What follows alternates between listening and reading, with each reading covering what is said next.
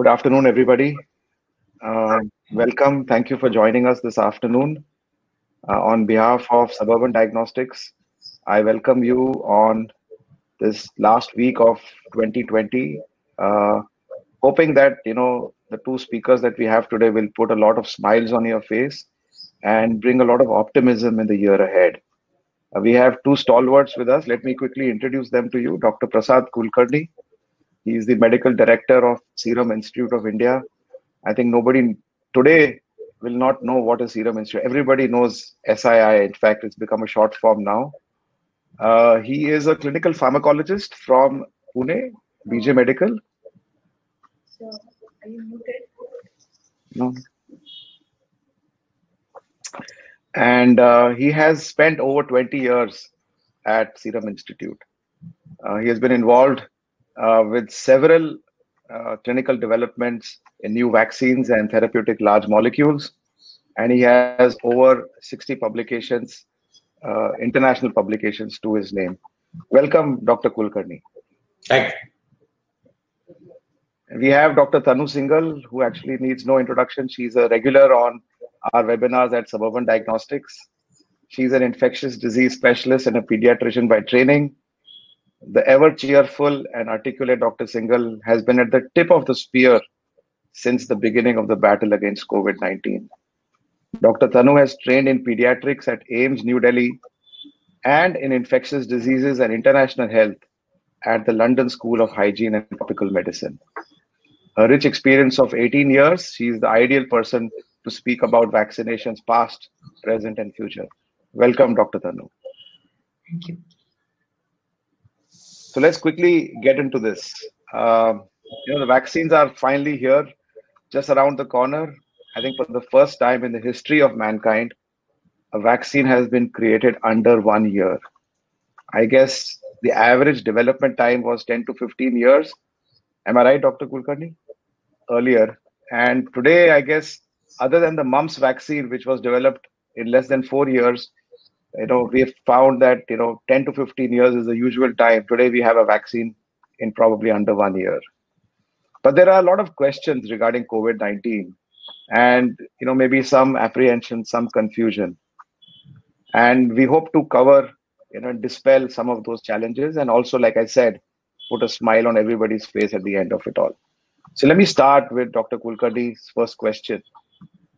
There are many types of COVID-19 vaccines that are in development today.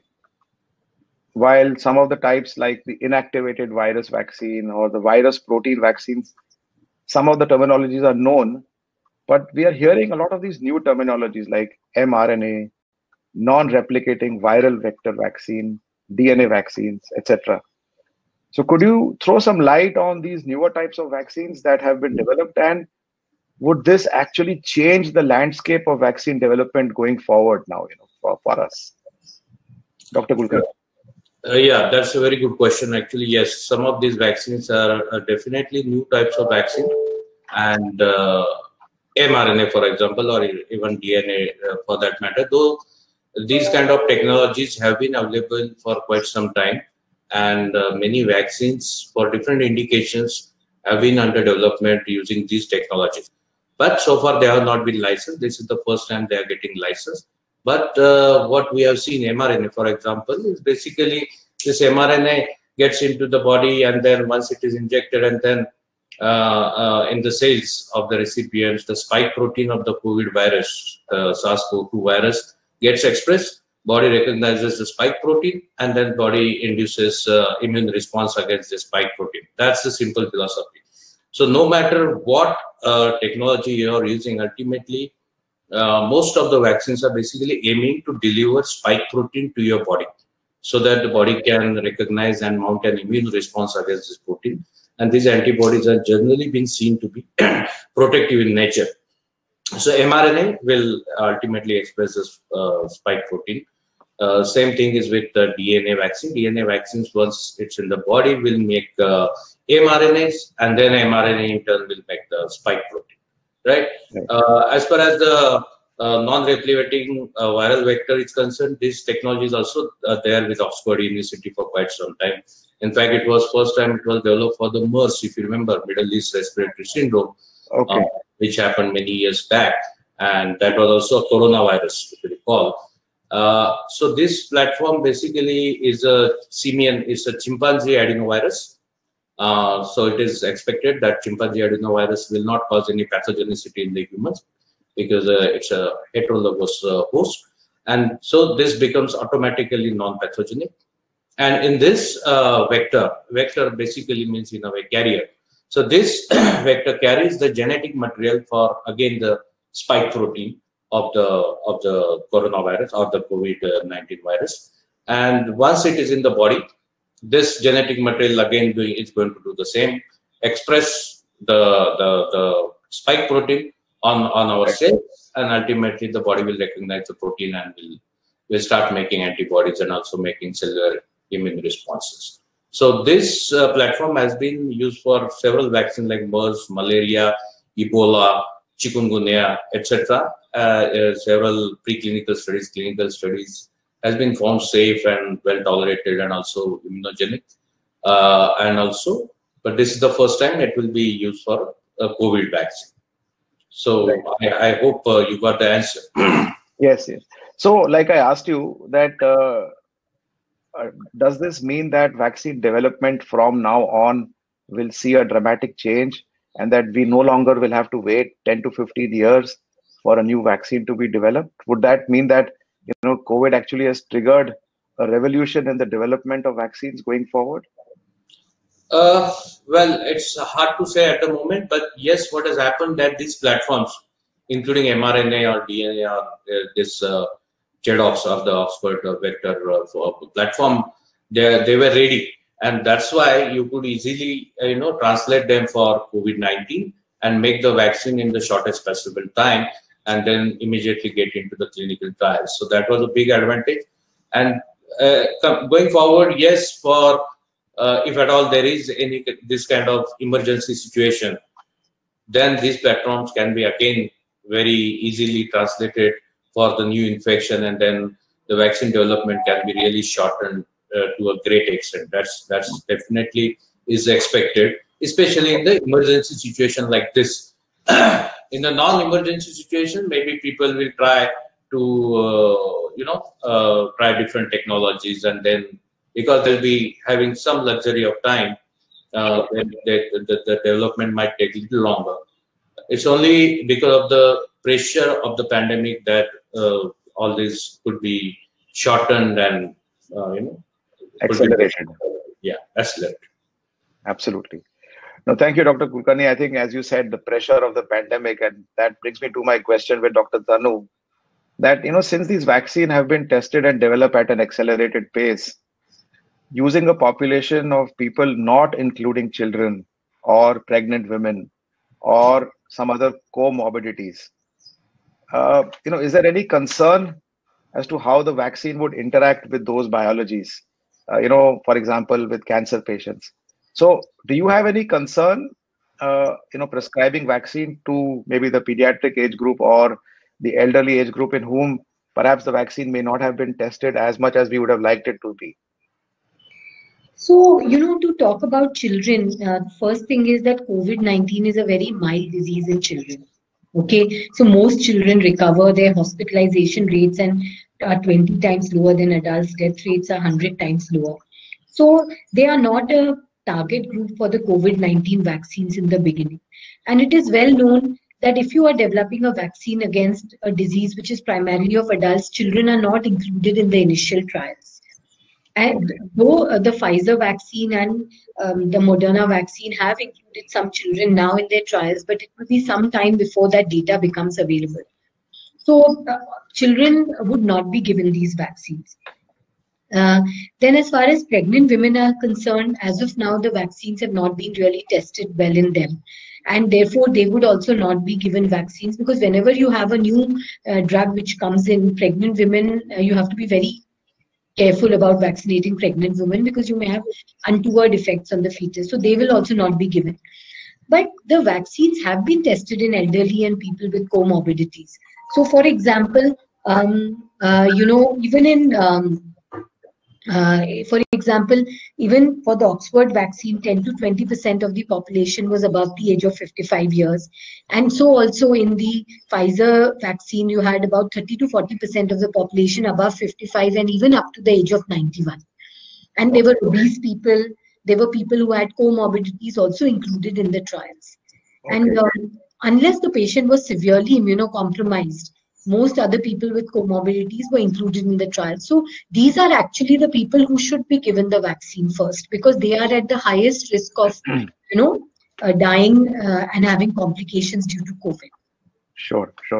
A good point you raised about immunocompromise. So I was reading somewhere that depending on the type of vaccine, the technology used, certain vaccines may not be possible or effective in immunocompromised patients.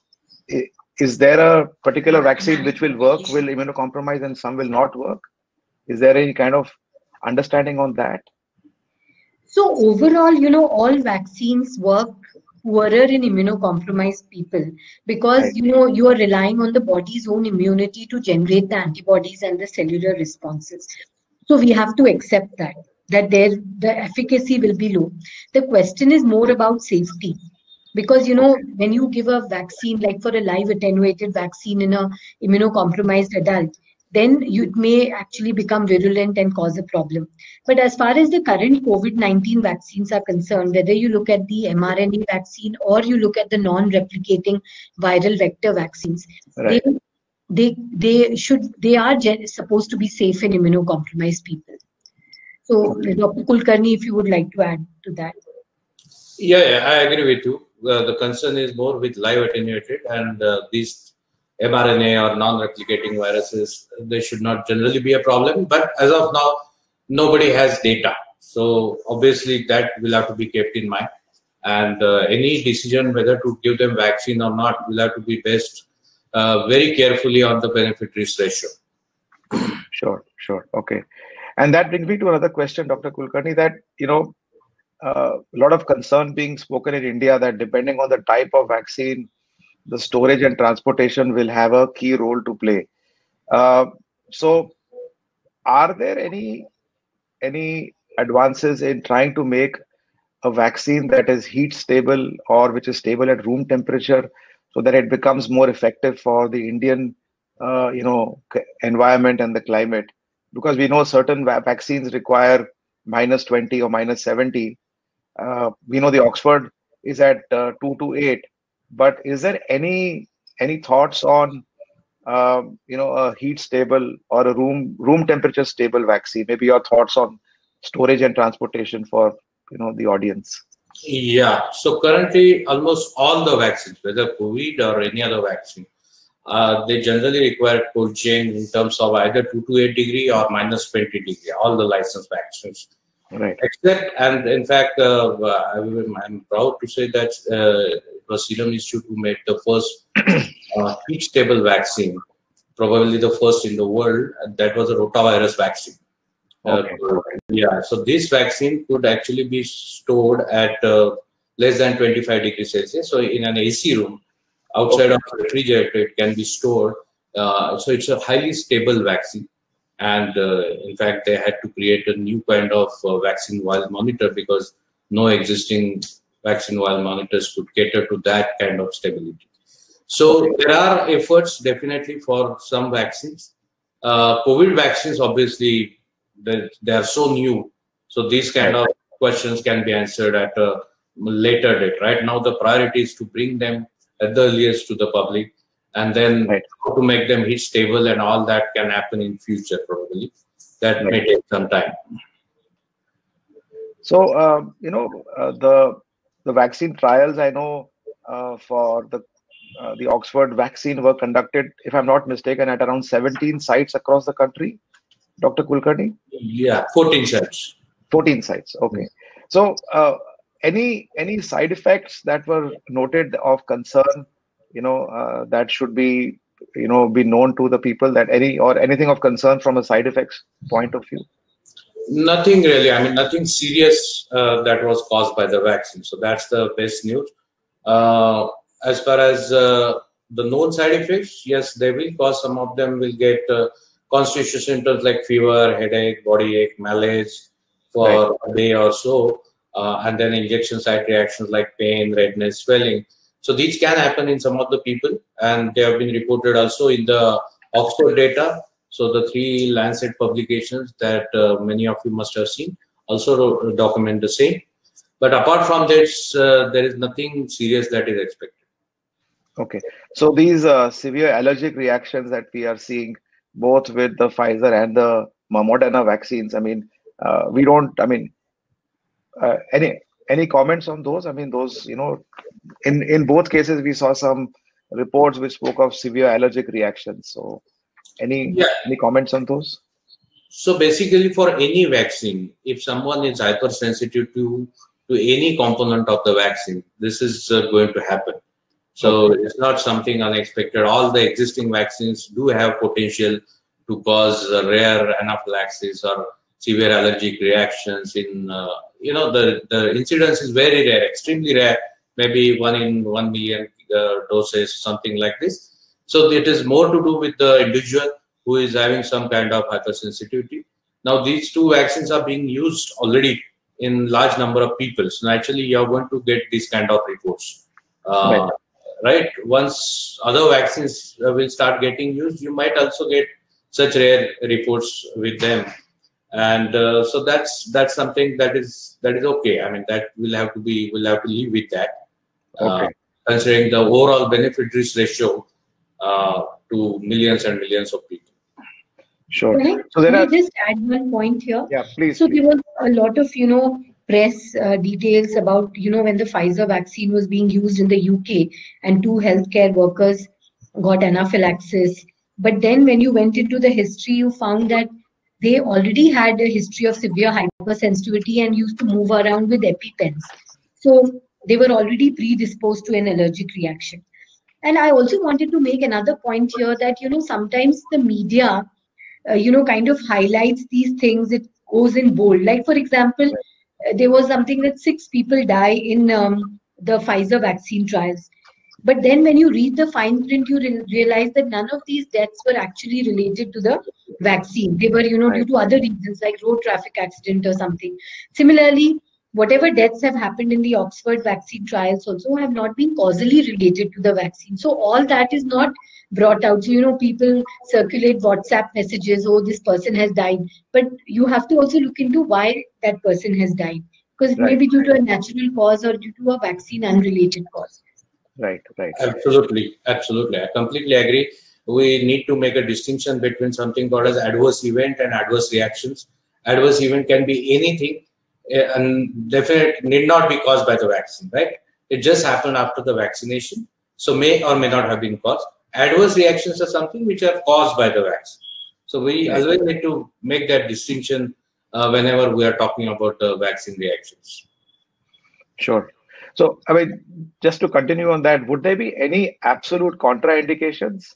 I think you mentioned, Dr. Tanu, that it will not be given to children currently, but any absolute contraindications in people who should not be given the vaccine? So in that sense, you'll just have to look at the, data from the vaccines. So for example, the Pfizer vaccine was not given to people who had serious immunocompromising conditions. That was an exclusion criteria for the vaccine. So I guess that will remain here. And similarly for the Oxford vaccine also, Dr. Kulkarni can add to this, but it was given to people who were generally, they had comorbidities, but they were otherwise healthy. They didn't have any serious immunocompromised status. And I think history of serious allergy in the past would also be a relative contraindication to the vaccines, considering the fact that we are seeing allergic reactions. But we must understand one thing here, that, this times these contraindications will not be as rigorous as what you see with the other vaccines. If you look at all other vaccines which are used in the past, there is a long list of contraindications. Now, when a patient is going to be vaccinated in the public sector on a large scale by the government, I think it will be very difficult to, do very rigorous exclusion of people. Sure. That is something, which is going to be an issue later. Yeah, but people who are generalized, so, even if person is 65, 70, 75 and has diabetes, hypertension, chronic liver disease, lung disease, kidney disease, they would still be able to take the vaccine. Right, Sure. right. Okay. Yeah. There are a lot of questions coming, Dr. Kulkarni, and I think you might have faced these questions in the past that will the RNA or the DNA vaccine change the genome of the individual? I think that has been, circulating for quite some time Right. on WhatsApp and on other social media. So you see, these platforms, as I already said, have been around for many years, and many vaccines have been developed with using this platform.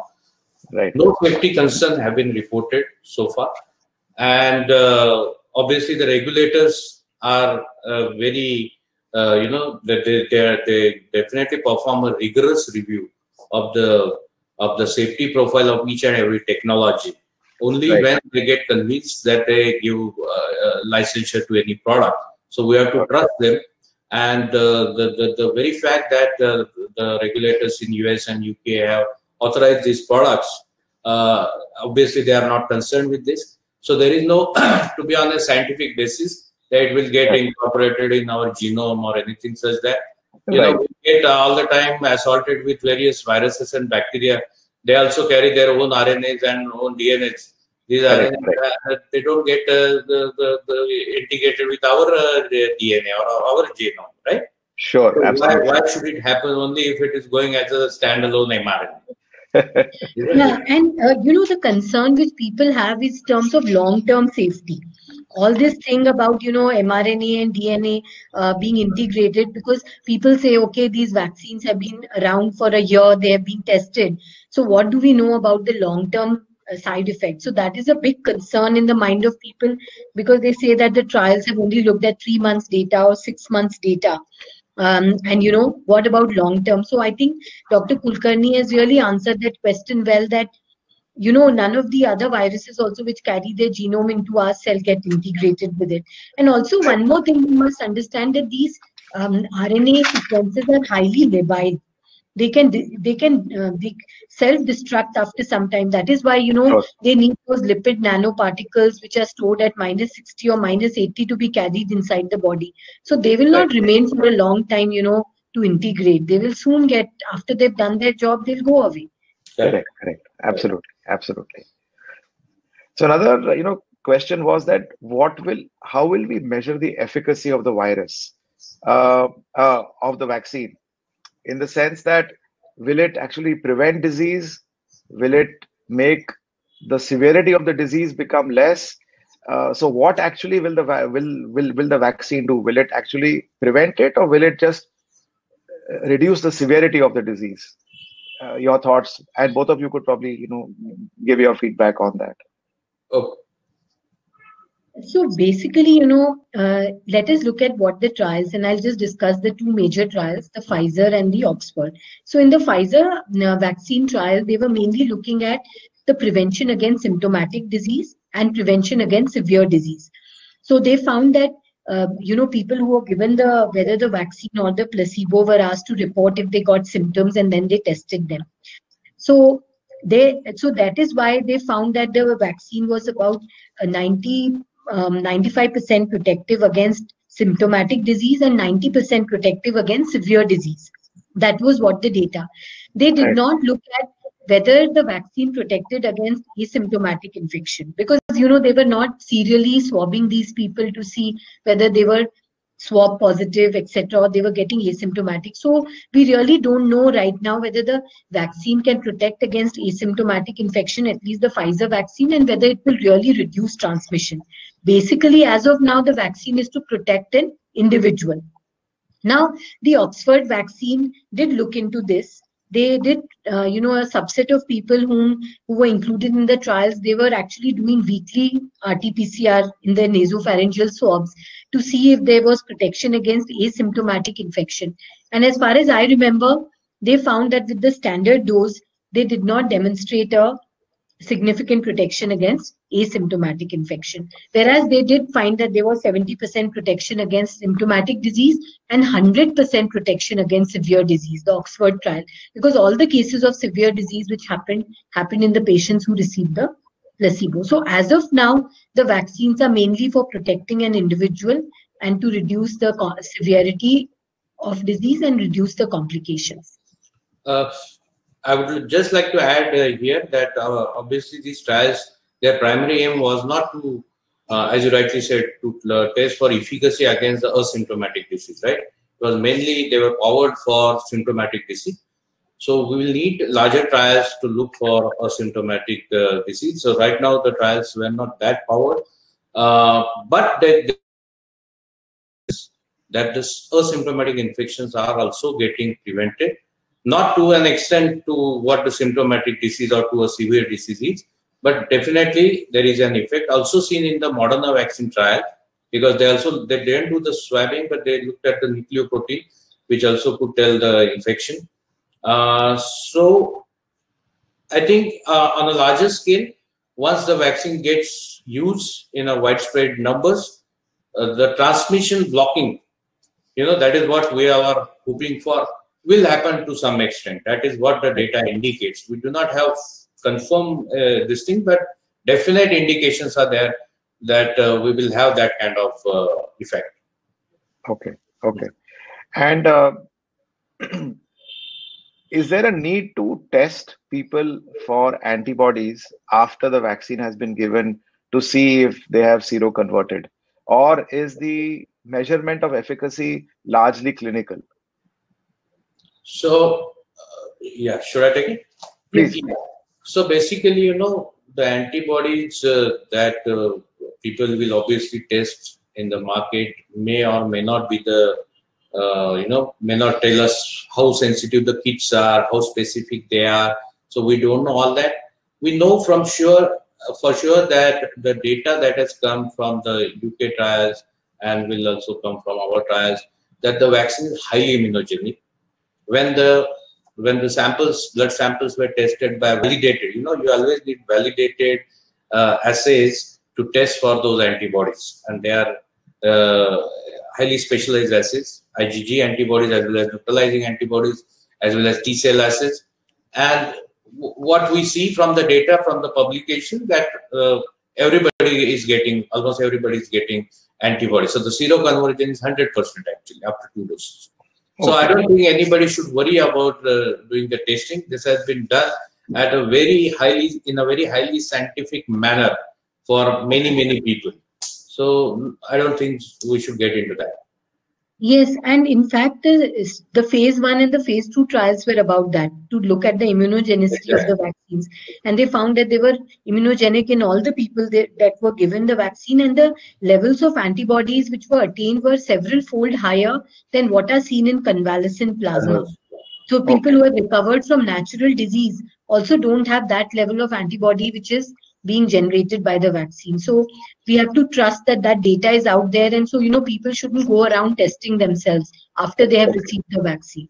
Yeah. Okay. So that takes me to the next question, Dr. Tanu. You mentioned about people who have recovered. So if I have had COVID and I've recovered from it, do I still need to be vaccinated, or is there a deprioritization of people who have recovered from COVID and who have antibodies? Your thoughts on that, about people who have recovered from COVID, whether they should be vaccinated or not, and also whether the level of protection, I think you answered that, the level of protection of a vaccine is better than the level of protection you would get from a natural disease. Is that what I'm understanding? No, I mean, I would just say that the immunogenicity is better, but we don't know whether it translates into a better protection. So, it's a very difficult question that you have asked. I mean, basically, see, as of now, we know that antibodies or whatever protection which is generated by natural infection is fair, because the number of cases of reinfections are not that many. So it would mean that once you've got COVID, you are protected, but then you don't know for how long and what will happen when new strains come. That is why overall the guidelines say that even if you have had infection in the past, it is better to take the vaccine because it would boost up your antibodies and protect you for a longer time. Okay. But now it is up to the agency which is doing the vaccination as to how they want to take it up. Like, now as far as India is concerned, when they are going to roll out their vaccination program, they will not take this into account. So they have a list of people who have to be given the vaccines, and they will be given the vaccine irrespective of their previous infection or antibody status. Because when you do something at such a large scale like this, it will be Right. very difficult to pick and choose who to give, who not to give, etc. So different countries have different policies, but as of now, I think all over they will give it to even people who have been infected, but maybe not in the first round. At least that's there in the US. They are first prioritizing people who have not been infected.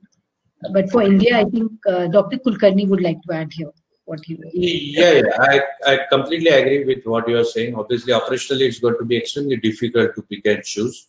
And see, we also need to look at whether there are any safety concerns, if at all such people get the vaccine.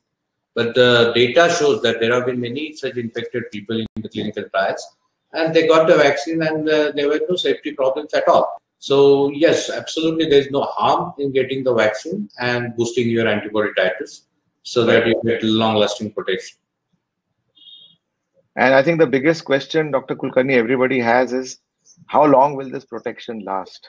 Once you take 2 doses of the vaccine, how long before we need to be revaccinated? How long will the protection last? Yeah, so it's a very difficult question, and to be honest, nobody knows the answer because obviously this will require data, long-term follow, and to monitor their antibody levels over a period of time, and then only we'll be able to answer this question whether the antibodies when and when to what extent, whether they become undetectable. So all that will need to, even for the disease for that matter, we don't know how long the antibodies caused by the disease, by the infection, real infection, are lasting. We know now that they are lasting for 9 months. That is what the longest data we have so far. Okay. This will require, this time only will tell us. Right. I'm hopeful that we'll really have a very long-term protection with infection as well as with vaccine. That is what my expectation is. The kind of antibody levels that have been generated in the trials as well as in the naturally infected people, there have been very high levels of antibodies. So I'm hopeful that they will last very long. And then, of course, not just antibodies, we have to keep in mind that even T-cell responses are very, very important. Your immune memory cells are also very important. So for many vaccines, as we know that even when the antibodies are completely lost, even then, because of the anamnestic response, once you get exposed to the virus, to the pathogen, your memory cells, memory B cells actually get activated and you again have a good antibody response. So that is also there. It has been reported for COVID-19 as well. So let's see. Let's keep our fingers crossed, hoping for a very, very long-term protection. So long-term, you would say about 2 years? Wild guess, but yes, I think so. 2 years should be reasonable. But again, there is no basis as such. This is based on the antibody levels that we have currently seen. So there is also this, we actually had done an antibody study in healthcare workers in our hospital in the month of June. And then we again tested these people, and 6 months later, and we found that except for 98% of them were still antibody positive, and in some the antibodies were even higher than the others. So there is also this thing that repeated natural exposures may also boost your immunity. So you have the vaccine or the disease-induced immunity, and then when you are getting repeatedly exposed, that may also boost up your immune response, like it happens with many other diseases. Yes. So I think right now, one-time vaccination is what we are looking at, and time alone will tell whether you need repeat vaccines, repeat boosters, and also this thing about whether the new mutant strains which will come around, whether you would need something. So I think that would be another question which will come. Yeah, sure. Maybe you can only ask that question. I was going to ask that, but if there are a lot of questions on the chat box also about mutant strains, Dr. Kulkarni. Your thoughts on that? That is is the current vaccine going to be able to take care of the mutant strains? Yeah, so from what we hear from different quarters, that there's no reason to believe that the current vaccine will not work against the new strain. Right, right. The simple analogy is that with this new strain, which has been around in UK since September, right? Right. If the natural immunity by the original strain, if it was not working, then probably we would have had many reinfection cases with the new strain. Correct? So that has not been reported so far. At least I have not seen any such reports. So it seems that the earlier infection with the earlier strain is definitely taking care of the new strain as well. And the same probably holds true for the vaccines as well. So I don't see any reason of any concern there. Okay, great. That's very reassuring. Dr. Tanu, there was a question that, in the month of December, January, when the flu season anyways is going to start, what is your view on people taking the flu vaccine proactively to at least protect them against the flu and then remove this confusion? Is it COVID? Is it flu? So your thoughts on, the need for people to take flu vaccine at this time?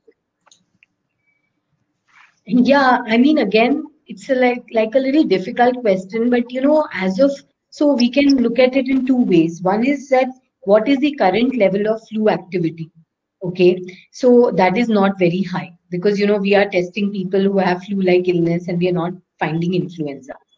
But we must always remember that flu vaccination is a preemptive vaccination. I mean, you don't go around taking the flu vaccine once the outbreak has started, because then it doesn't work, because it takes 4 weeks for your immunity to build up. So they are a certain category of people who are susceptible to flu complications, like those who are above 65 years of age, children below the age of 5 years, and also people who have comorbidities. These people have to take their annual influenza vaccination. So they should continue to do so. They should not, kind of delay the vaccination. And in India, the flu season mostly starts in the monsoon. So we actually recommend that the flu vaccine should be taken in the month of May.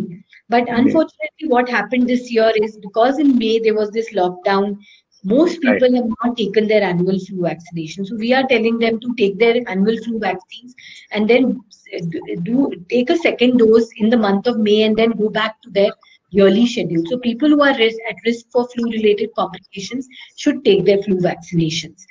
And just a question I have to ask Dr. Kulkarni about the interaction between flu and COVID-19 vaccines. So let us say, somebody has taken the flu vaccine now, and then 2 weeks later, the rollout of the COVID-19 vaccines begins. They can take it, isn't it? There's no problem with the flu vaccination interaction. Actually, no interaction studies have been done for any COVID vaccine with any other vaccine, right? We do not have any data. But generally, we don't expect any interaction. But yes, it is better to keep at least 4 weeks gap between the two vaccines. That will be anytime better. So I don't think that should be a problem.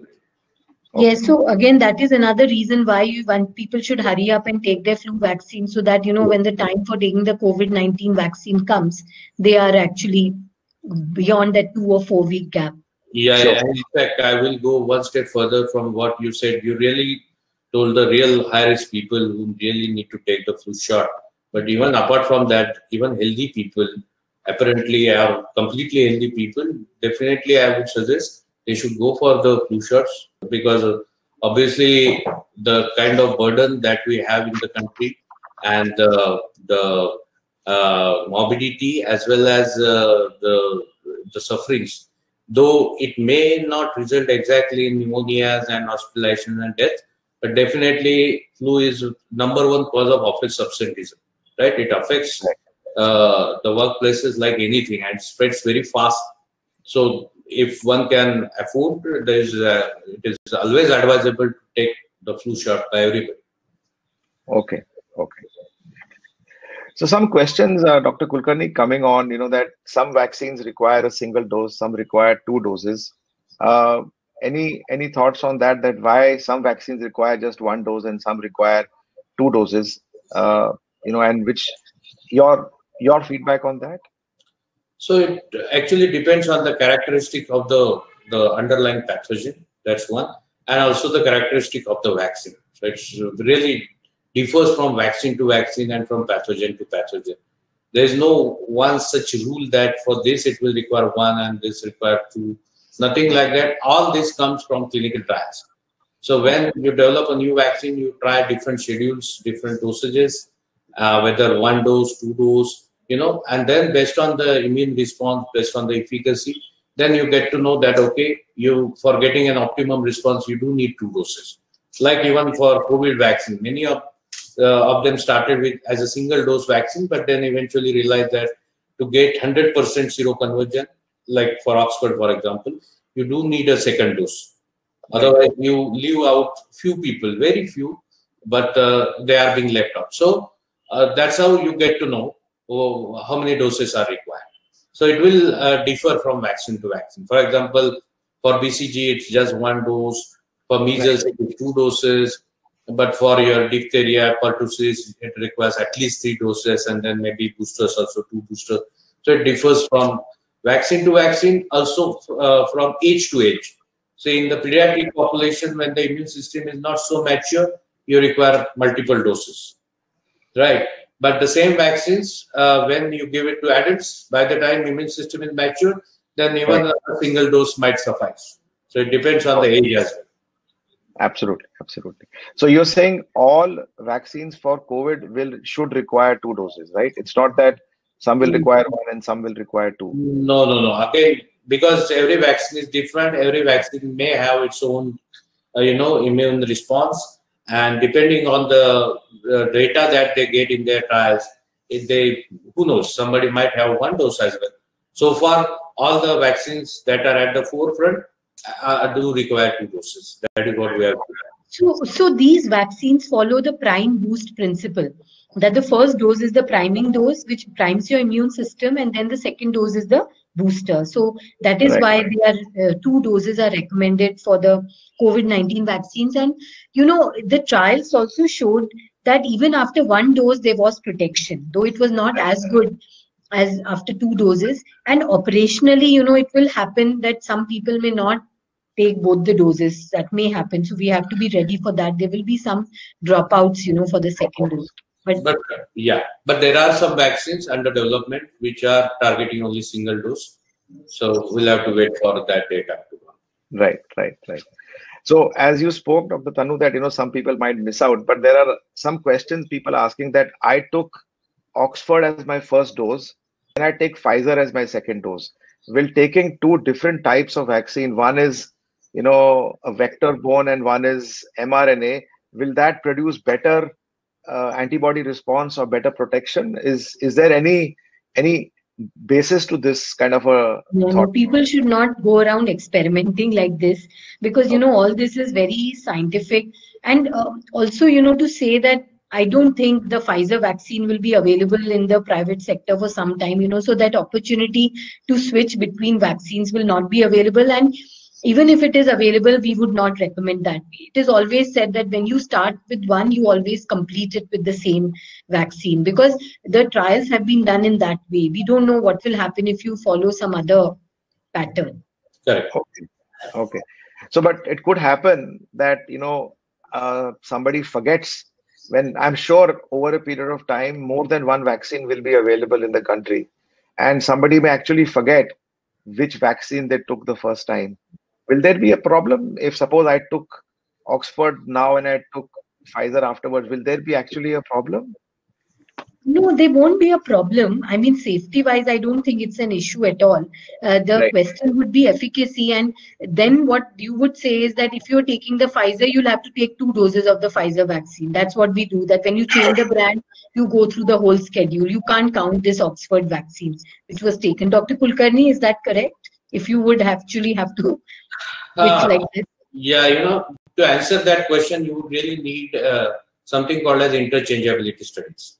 That will obviously take some time, and if you are going to have maybe 3-4 vaccines, even those interchangeability studies are going to be very complex and will take a lot of time.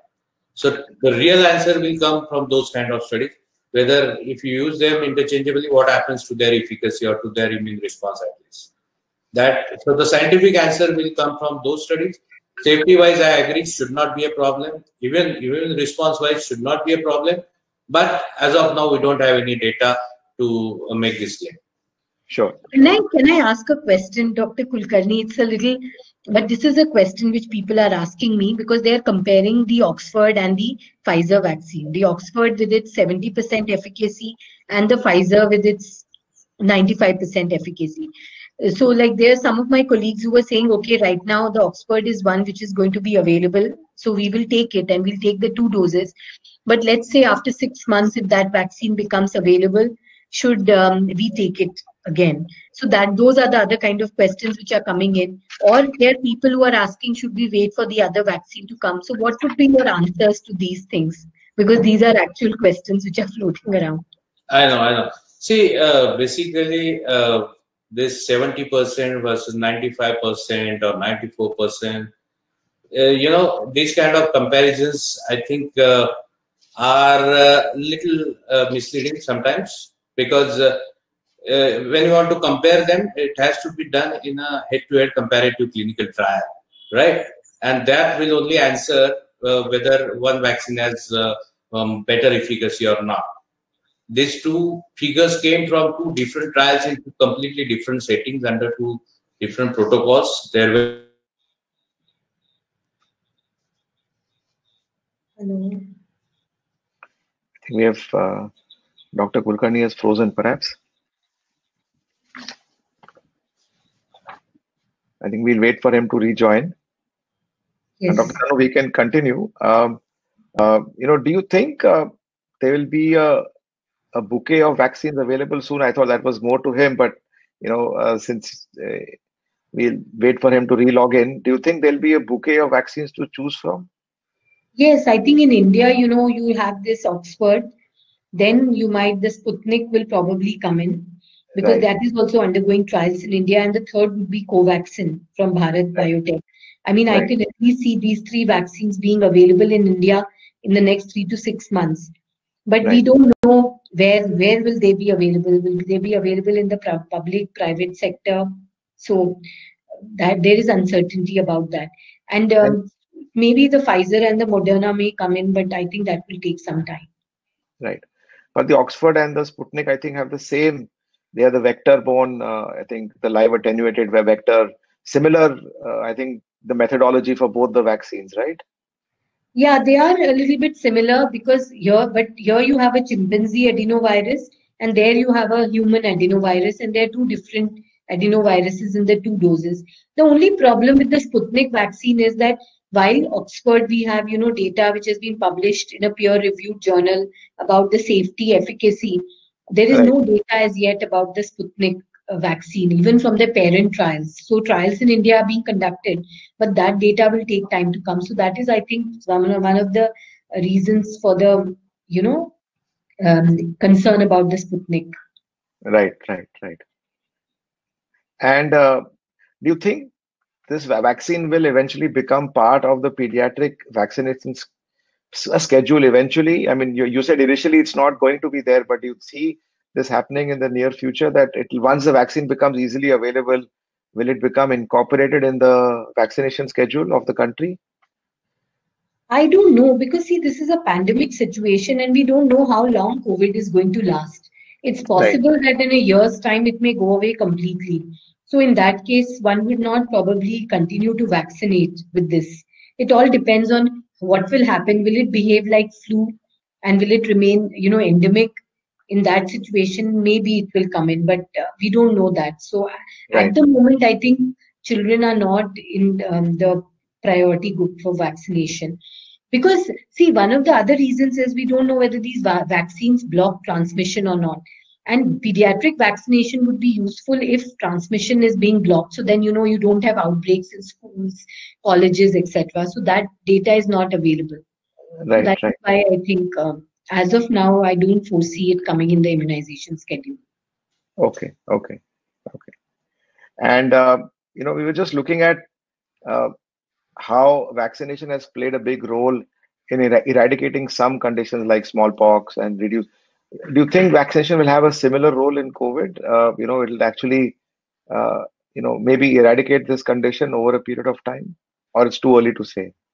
It's too early to say, but you know, I think it will be a combination of natural immunity, herd immunity generated by the natural disease, and vaccination, which will bring about an end, because this pandemic has to end in one way or the other. And Yeah. in India, it is actually on the decline. There's a sustained decline in cases, and we had just Correct. 18,000 cases yesterday. And the only reason for that can be natural immunity, because there's Right. no other reason, because the lockdowns have opened, people have started mixing, the cold weather has come. Right. So Right. So, do you think there is a case where India has already attained some level of herd immunity and actually vaccination may not be required? I don't know.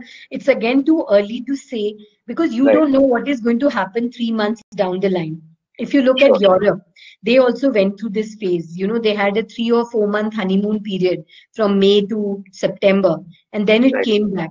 So, I mean, if the cases are on a decline and the vaccine is available, I think the government would still go ahead and vaccinate its people, because then suppose the cases start rising after 3 months, then you have lost that window of opportunity now. Right. So I said that, I feel that it's too early to celebrate, and if because the main thing was be that if the vaccine has come and it is safe and is efficacious, we should go ahead and vaccinate the population, even though the number of cases are declining. Right. Right. Absolutely. No, I'm completely with you on that. And there are some people who say, that I don't think I need the vaccine. Uh, you know, what would you say to such people who say that I don't think I need the vaccine? Well, they are it is like taking chance, like uh, it is would be playing with your life. So, I could understand that point if the vaccines were not safe. Right. Okay. If they were not safe, then you would consider the risk benefit ratio for yourself and, think about, okay, maybe I Sure. won't take this. But if the vaccine is safe, then why not take it? Because then if you get the disease and you have problems, it's too late for anything. Sure. Sure. Absolutely. No, completely agree with you.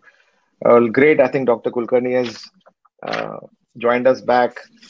So, Dr. Kulkarni, the $1 million question, I guess, is will we get a Happy New Year gift from you?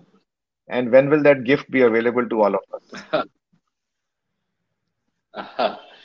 Well, we are trying our best, and the regulators are doing their rigorous review. Everything is ongoing, and in India as well as in UK. So yes, we are hopeful, just like you are. Let's Right. let's hope for the best. Yeah. Any, and we won't hold you to it. I understand this is not very easy for you to say, but any timelines you think in middle of January, by end of January, at least some people would be able, like healthcare workers or essential workers would have access to the vaccine, you think? And we won't hold you to it. This is, Well, uh, yeah. No, I would rather skip that because it all completely depends on the regulatory processes, so which are currently ongoing in both the sure, countries. So let's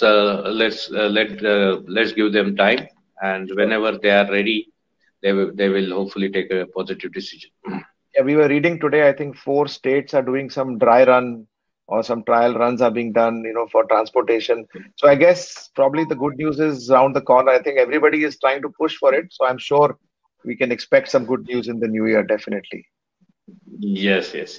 We I think too are hoping for the same. one question people have, and maybe both of you can answer that. Maybe we can start with Dr. Tanu. How long do you think before we can get rid of wearing a mask? Again, that's $1 million. I mean, there's so many unanswered questions. I Right. don't know. Um, I don't know that really, but basically, I think for some time at least we still have to have the mask as a part of our lives, at least for the next 3 to 6 months. That is, I mean, So if I have taken the vaccine, if I have taken both the doses of the vaccine, do I still need to wear a mask? yes, Because right now, even if if you've had the disease, you're still wearing a mask, isn't it? Yes. Because you will not move around with a placard saying that I've got the disease, that's why I'm not wearing a mask. Right. Or Right. I've taken the vaccine, so I'm not using the mask. So I think it is the same thing, that even people who have, taken because I think the reason for all this is there's so much uncertainty. It's a new disease and nobody Right. knows nothing. So nobody can actually emphatically say that don't do this or do this, because nobody knows the real and the correct answers, and we are just playing it along. The only thing is that wearing a mask, doesn't hurt much, you know, Sure. and at the same time, I think it may even help in warding off the other infections which are all around the place. So that may also be Right. the other benefit. So while we are dealing with this COVID, we are at least keeping other respiratory infections at bay. Right. So Correct. as time, I think some of these answers will come with time. And as time comes, the answers will become apparent, and then things will become easy. Sure. Sure. And maybe we can ask the same question differently to Dr. Kulkarni. When will things get back to normal? When will people be able to, try and get back to some level of normalcy, maybe travel, maybe, this kind of restrictions? According to you, how long would you think that would take? How long will we attain herd immunity? A lot of these questions are being asked, that what percentage of the country needs to be infected to be able to get herd immunity. So according to you, when will we get back to normal life, according to you? Again, I think it will be more or less the same answer. To be honest, Right. nobody knows. Nobody knows how much population should get infected or get immunized to achieve herd immunity. Right. Definitely, since some days we are seeing a downtrend in the number of cases, Right. and vaccine, once it gets rolled, will reach to population. It will take some time to reach to all the, at least the target population. Obviously, not everybody is going to get the vaccine. It's going to be a very time-consuming process. So Right. time will only tell. Again, the same answer. Okay. Okay. Great. Just switching to maybe, some vaccines which are already there, like the adult vaccinations. So, for pneumococcal vaccine in post-plenectomy cases, or the zoster vaccine in liver cases, any recommendations from both of you on what should be the protocol for vaccination in adults? I think we know pediatrics, there is a universal vaccination program, but in adults, there's still a lot of uncertainty as to what kind of vaccinations really need to be taken by adults. So maybe Dr. Kulkarni, you could start, and Dr. Tanu can add to that. What would you recommend for adult vaccinations? Yeah, but generally, I mean, there has been this concept in everybody's mind that the vaccines only mean for children, which is not really true. Even adults do require vaccines. And Right. to start with, for example, flu, definitely I would suggest flu is a necessary vaccine for those who can afford it. Flu, then pneumococcal conjugate vaccine, I would say, definitely makes sense to get the vaccine. Then, of course, your TD, tetanus, diphtheria boosters, that one should keep taking them. So these are some of the vaccines. Then, of course, there are meningococcal conjugate vaccines. And as you know, there are recommendations. CDC has been giving their recommendation for adult immunization for US population, obviously.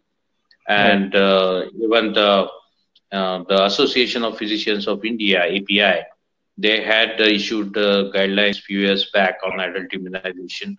Even the NCDC, National Center for Disease Control of Government of India, they also issued guidelines on adult immunization few years back, and they were more or less in line with what CDC was saying.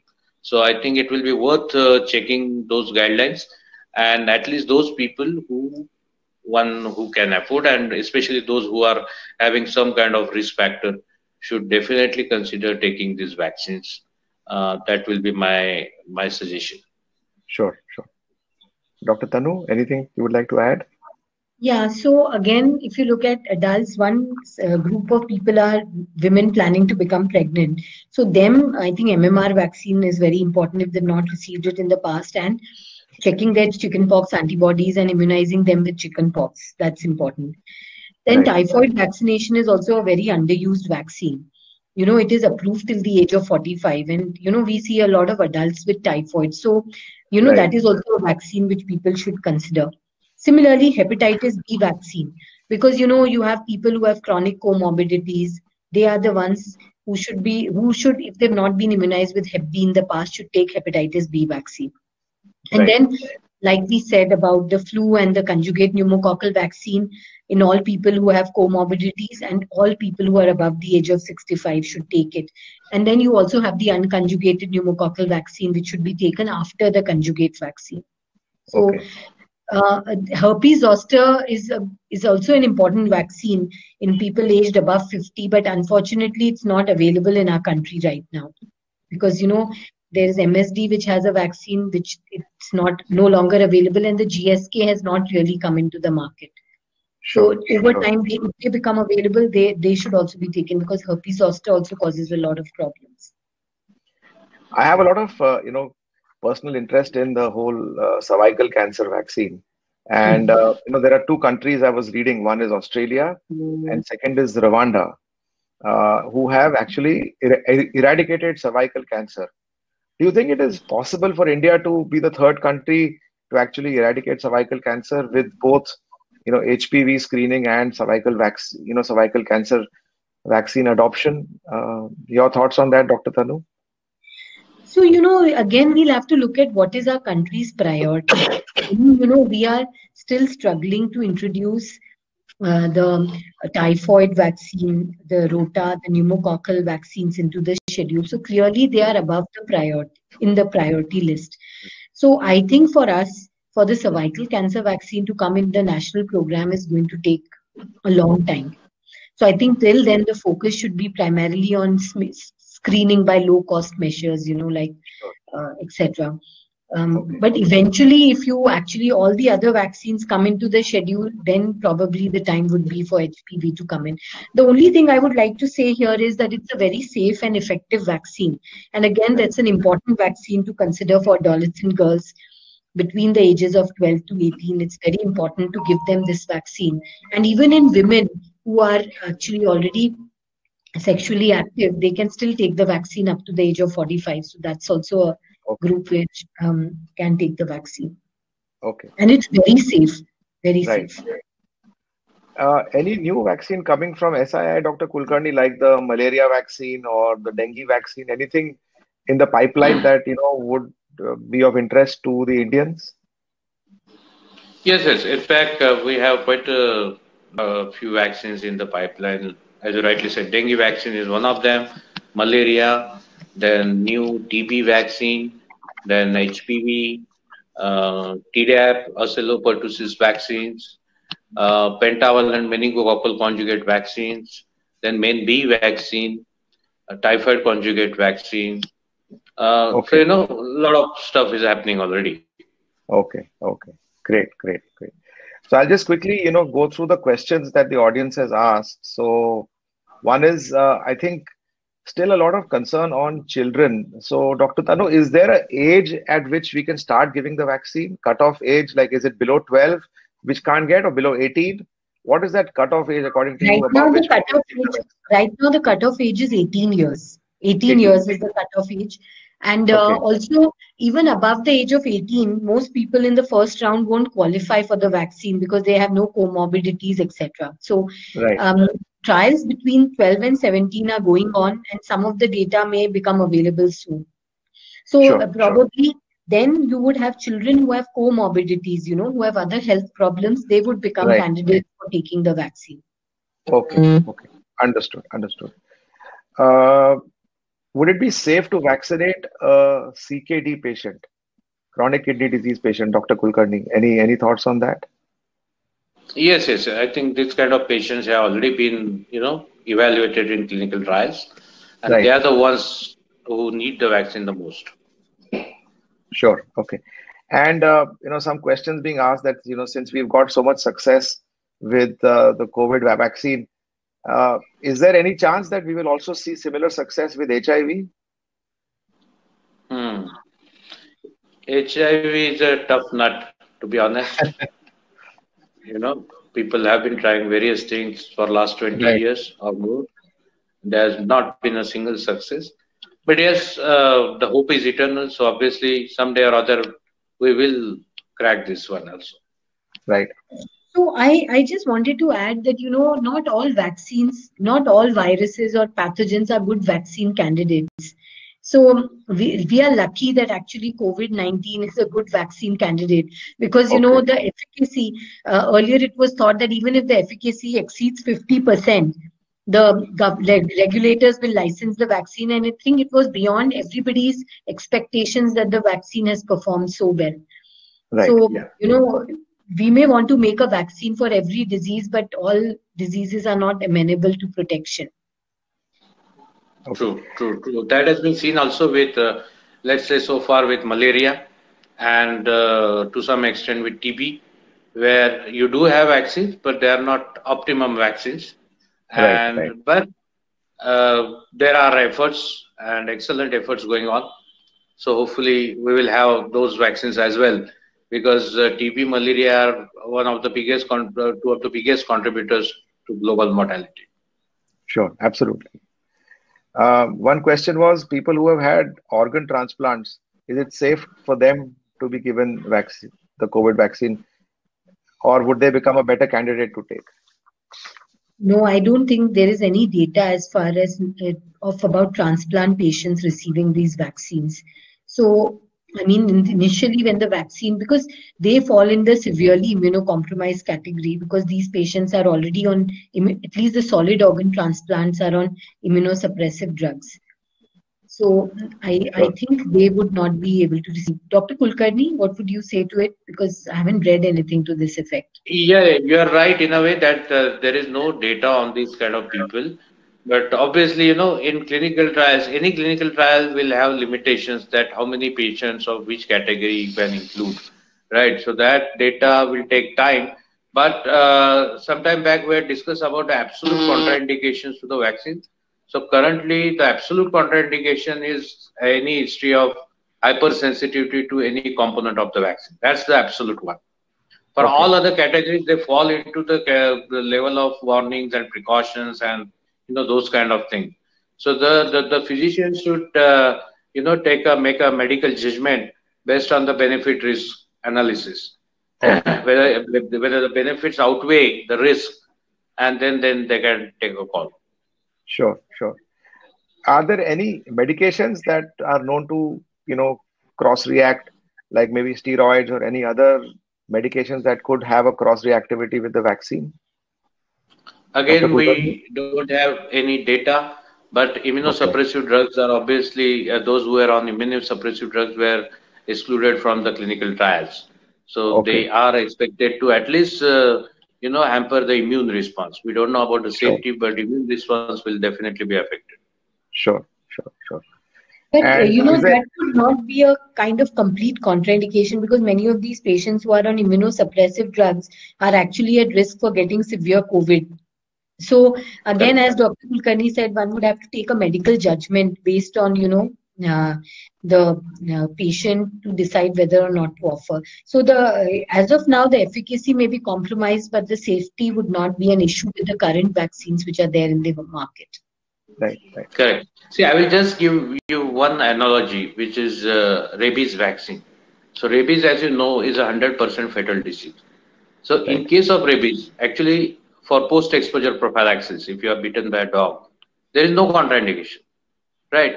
Because if you worry about contraindication, the patient is anyway going to die. And that's the biggest thing that you want to prevent. So that is what is applicable to rabies. Obviously, COVID is not that kind of situation that it's not a 100% fatal disease. But then somebody has to take that medical judgment whenever such kind of tricky situations come up. Sure. Do you think there'll be some cross-reactive with the RT-PCR test after vaccination? Any false positive RT-PCR with maybe the mRNA or the DNA vaccine? No, I don't think so. Right. Okay, great. So I think there were a lot of questions. I think we've covered almost everything, during the last an hour and 15 minutes. Any parting statements from both of you? We'll go with Dr. Tanu first.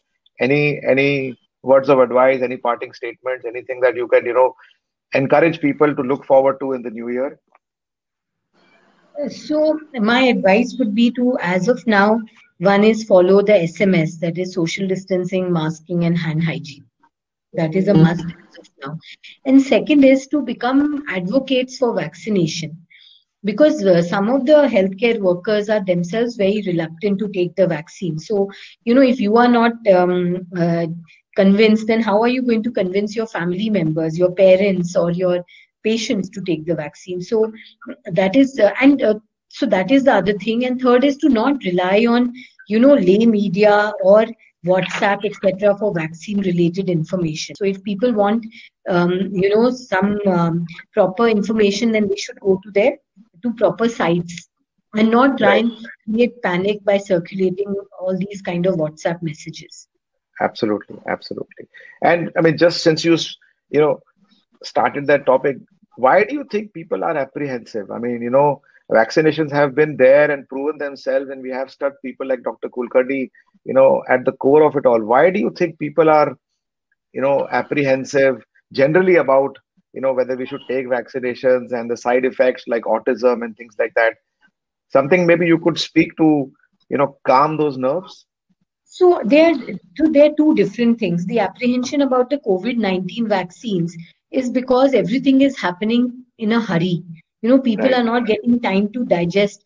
For example, and over the past 1 year, they used to say that HCQ works, then it doesn't work. Then Right. azithromycin works, doesn't work. Then so many other drugs came. Remdesivir, it works. And then, there was some data that it doesn't work. So that is why people have got a little bit wary, because they say, okay, these trials are telling us that the vaccines work. But is it possible that as time passes by, it may not be true? So I think that is the reason for driving people, at least well-informed, well-educated people. That is the Right. reason for their reluctance about the vaccine, and they're worried about side effects and all those things. And overall, I think why people have become hesitant like that, that is very common in the US and UK now, that anti-vaccine lobby. And because of that, they've seen massive surges in measles and other infections, because they have not seen sickness. So they feel, why should they give their children vaccines and all those things? So I think that is, so there are two different things. For COVID-19, the reservations are due to different reasons as compared to for vaccines in general. Sure. But I Dr. think, Kulkarni? Yeah, please. yeah, I would just comment on that obviously there are people who will have apprehensions for both types of vaccines, but in general, my advice would be to trust the scientific community and trust the regulators, who are there, who are doing their job, going rigorously through each and every piece of information that is available. If they are convinced after a thorough review of the data, either it is for COVID vaccines or even for other vaccines like MMR vaccine, where there was apprehension of autism, etc. Right. I think we should just trust them. The scientific community and the regulators, they are as concerned as everybody is about the safety of the vaccines. And if Sure. they are okay with the kind of data they have seen, I think we just need not worry about it. Right. And also I must say this, that people may not get a second chance to take the vaccine. There is Right, yeah. more people needing the vaccine than the vaccine that is available. So suppose somebody is given, some healthcare worker said, okay, your time for vaccination has come, and that person will say, no, I will think about it and then decide. His round may not come for a long time. So we must understand that there are more people needing the vaccine than the vaccine that is available. So if people get a chance to vaccinate, they should take that opportunity. Right. Absolutely. Absolutely. So, Dr. Always Kulkarni, keep in mind the benefit risk ratio. I think for any intervention, just like in medicine, benefit risk ratio is important. If you're going to get a benefit of protection from a life threatening condition, and if the risks are very low, then I think one should definitely not hesitate. So, any parting statements from you to keep us excited for the next year, Dr. Kulkarni? Same here. Let's hope we will have a vaccine very soon. and then obviously this scourge can be tackled very effectively. Let's Right. hope. Let's hope for the best. No, we are all rooting for you, Dr. Kulkarni. We are all cheering for you. We are looking forward to you giving us, great news in the new year. We are looking forward to Dr. Tanu, being there at the at the tip of the spear to keep guiding us. Thank you both for sparing your time today. I know, especially for you, Dr. Kulkarni, you are in such a busy schedule in midst of all this challenges you've given time, but I think people have immensely benefited. There are lots of appreciations coming from so many people. I think it's added a lot of value to a lot of us. We'll be recording this session and sharing it also as well. Thank you both, Dr. Kulkarni and Dr. Tanu. Wishing you a great year ahead. Best of luck for the coming year, and good wishes to everybody who has taken time out to attend this seminar today with all of us. So good luck and happy new year to everybody. Thank you all. Thank you. Thank you. Thank you, Dr. Arora. Thank you, Dr. Singhal. Bye-bye. Thank you. Bye. Bye.